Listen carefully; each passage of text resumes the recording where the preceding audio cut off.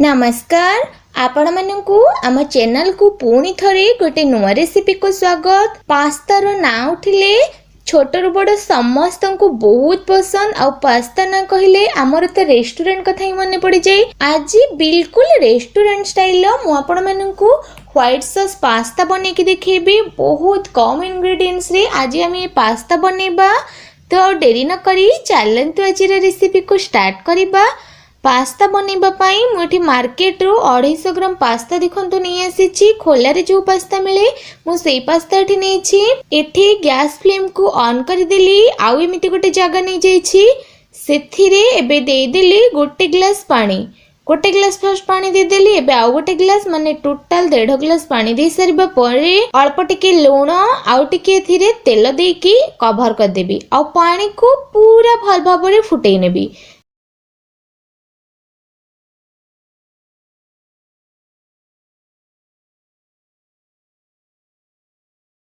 देखंतु पानी पूरा भल से फुटिलानी। एमिति फुटुथुबा पानी रे पास्ता सब को हमें दे दबा। देखंतु पास्ता सब को दे सारिबा परे को गुळै देली आउ हाई फ्लेम रे आकु 4 रु 5 मिनिट हमें कुक करि नेबा।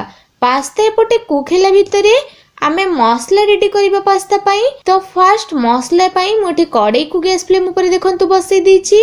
2 रु 3 टेबल स्पून नै जाईची तेल। तेल गरम हैला परे 3 रु 4टा रसुण को छोट छोट करी काटिकी नहीं रसुण दे देली। रसुण दे सारिबा परे गोटे बड़ साइज रो पियाज रो कोला केमिति बाहर करके देखंतु देइछि। ता सहित पियाज शेप रो कैप्सिकम को मध्य काटिकी रखिथिली। तो कैप्सिकम को मध्य दे देली। आकु लो टू मीडियम फ्लेम रे आमे गोटे रु 1.5 मिनिट भाजी नेबा।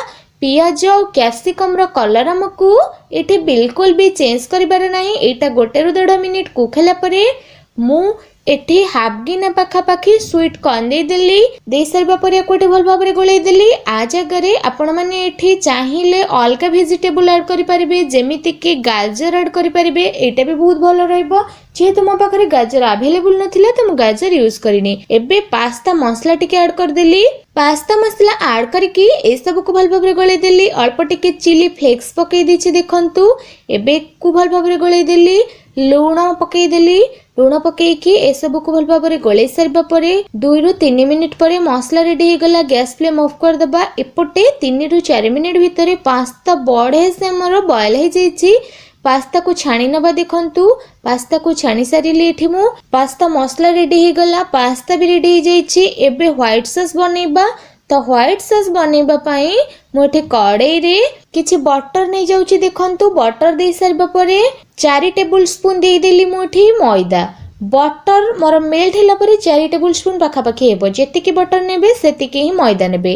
मैदा बटर को भल भाबरे में गोळै नेबा। 1.5 रु 2 मिनिट पाखापाखी पूरा भल भाबरे मु मैदा और बटर को गोळै दिछि देखंतु। गोळे सारिबा परे एबे एथिरे मु आधा ग्लास पाखापाखी क्षीर ऐड करूची। क्षीर रो क्वांटिटी एठी 150 ग्राम पाखापाखी हेबो। क्षीर दे सारिबा परे को कंटिन्यू गोळौथुबे नहले लम्स पड़ी जिवो। देखंतु मु भल भाबरे गोळै देइथिले किंतु टिके टिके लम्स थिला। तो मु एमिति छोट चामच साहाय्य ताकू गोळै दिछि भल भाबरे।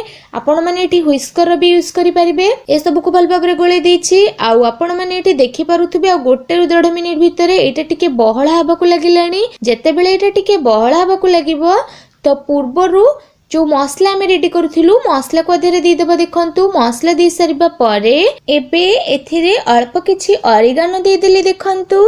ऑरिगानो दे देछि आ अल्प किछि लास्ट रे चिली फ्लेक्स देकी ए सब को भल भाबरे गोळै देली। आ गोटे रु 1.5 मिनिट फुटो आसीबा परे मझी मु अल्प टिके क्षीर मध्ये ऐड कर देथिली। एबे पास्ता को अधेरे दे देबा। पास्ता को दे सारिबा परे लास्ट रे गोटे टेबल स्पून लास्ट रे हमें ऐड करि देबा गोलमरीच रो गुंड। गोलमरीच गुंड ऐड करि सारिबा परे देखंतु पूरा रेस्टोरेंट स्टाइल हमर tasty white sauce pasta ready हे गला।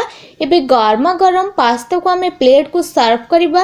देखंतु गरमा गरम पास्ता को प्लेट को सर्व कर देछि। ऊपर किछि चिली फ्लेक्स दे देछि भलो देखा जिबा पई। बानी गलाठी बिल्कुल restaurant style white sauce pasta देखि कि जानि पारुथबे किते यम्मी बनिछि।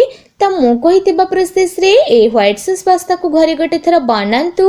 आ बनि सारिबा परे आपणकर अनुभव मते वीडियो रे थिबा कमेंट सेक्शन ने जणांतु। धन्यवाद।